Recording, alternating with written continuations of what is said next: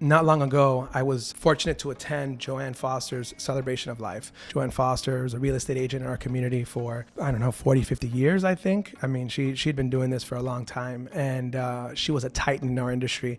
When I got into the business, I studied every single top producer in our market, so I know all their origin stories, but there was nothing like going to see this celebration of life. Few things that I'll mention that were a lasting impact on me. One was the younger agents who had talked about how Joanne helped them. Not too many top producers are really lending themselves to help out agents who are starting off. So that was pretty impressive. Not a lot of people are like that. That's one of the reasons why I stuck with Riley. He was one of the guys that was generous with his time, very much like Joanne. And that was just a running theme at the celebration of life. Everybody was sharing a story like that. And there was also another agent who was younger than me who was talking about a time that she was at an event at her old brokerage where Joanne was there and she was feeling very stressed out. And Joanne, when she saw how stressed out she was, put in her hand, slid her a gummy just so that agent could calm down.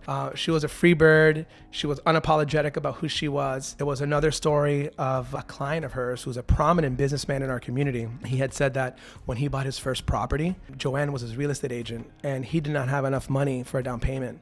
So she put it up for him and he ended up paying her back. For me, the giant takeaway, as someone who studied the industry as deep as I have, I know all these real estate agents in Miami, they don't get along, but you had 500 people there, most of them agents, and the fact that everyone just puts their differences aside to go pay homage to, this woman who has impacted so many lives was really impressive. I mean, you're talking 50 years of real estate beef, and that didn't matter. It was very similar to a mob movie where all of a sudden one of the dons of the family passes away, but no matter what your relationship was with that family or that person who passed, you go in your suit and you pay homage because that's who she was. She was a don of our industry. So I am actually wearing this sweatshirt in her honor because the family had asked at the celebration of life that you wore your Grovius attire. So I bought this in Gifford Lane and I wear it now, as I mentioned to you guys, what I experienced at Joanne Forster's celebration of life.